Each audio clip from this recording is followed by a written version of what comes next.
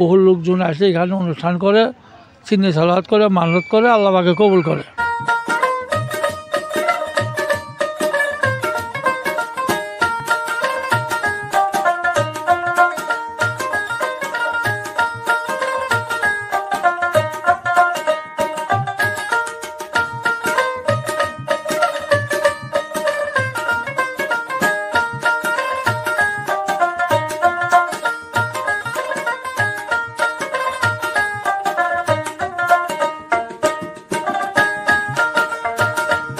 আমি এখন আছি হযরত শাহ কামাল রহমতুল্লাহের মাজার। এই মাজারটি জামালপুর জেলার দেওয়ানগঞ্জ উপজেলার একদম উত্তরে ভারতের মহেন্দ্রগঞ্জের পাশে অবস্থিত এই ডিগ্রিচর শাহ কামাল মাজার। মাজারটি সপ্তাহে 2 দিন বসে, আর 2 দিনে প্রচুর পরিমাণ লোকজন এখানে অনেক দূর দূরান্ত থেকে আসেন। আজকে আমরা এই মাজারটুকু ঘুরে দেখব। পুরো ভিডিওতে আমি নাইম সরকার, আমাদের সঙ্গে থাকুন। উপভোগ করুন এই ডিগ্রিচর শাহ কামাল মাজার।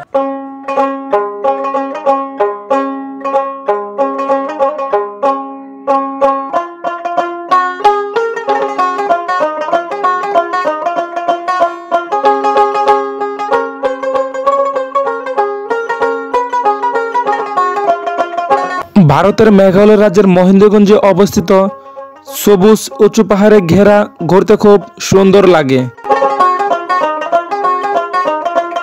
আমি এখন যেখানে অবস্থান করতেছি এটা হতেছে জামালপুর জেলার দেওয়ানগঞ্জের ডিগ্রিচর হযরত শাহ কামাল রহমতুল্লাহ আলাইহি এর মাজার।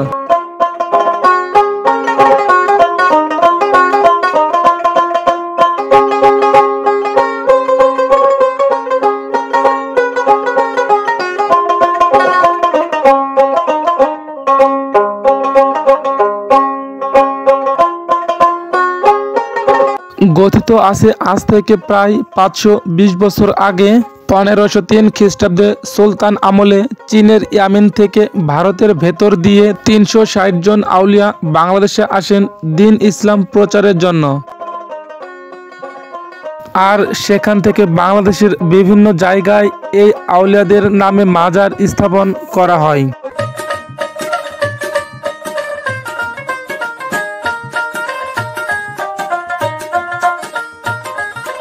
এই মাজারে রাজধানী সহ বিভিন্ন জেলা থেকে কিন্তু ঘুরতে আসেন।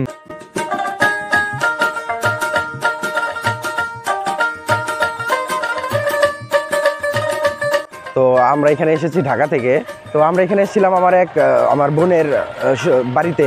তো এসে জানতে পারলাম যে এখানে এরকম মাজার হয়। আমরা এর আগেও দেখেছি, ইউটিউবে সহ বিভিন্ন জায়গায় দেখেছি এরকম মাজার হয়।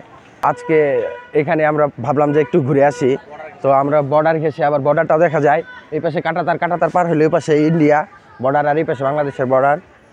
ওখানে গান চলছে, এখানে মেলা বসছে, বাচ্চারা ছোট বাচ্চারা আসছে, এসে তারা এই মেলা উপভোগ করছে। খুব ভালো লাগছে, খুব সুন্দর একটা পরিবেশ। এই পাশে ভারত, এই পাশে বাংলাদেশ। জামালপুরের এই দেওয়ানগঞ্জ থানার এটা অন্যতম সুন্দর একটা প্লেস। আশপাশ থেকে ইভেন বিভিন্ন জেলা থেকে লোকজন আসে, দূর দূরান্ত থেকে, ঢাকা থেকে অনেক লোকজন আসে। খুবই ভালো লাগছে আর কি, খুবই সুন্দর পরিবেশ। আমরা যারা ঢাকায় যান্ত্রিক নগরে থাকি, সেইখান থেকে এসে এখানে এরকম সুন্দর একটা মনোরম পরিবেশ পাওয়া, এটা আসলে আমাদের জন্য খুবই প্রশান্তির। ভারত সংলগ্ন ডিগ্রিচর মাজার, এখানে কাঠ দিয়ে বিভিন্ন ধরনের নাম তৈরি করা হয়। এখানে শুভ বিবাহ, শুভ জন্মদিন এবং আই লাভ ইউ এরকম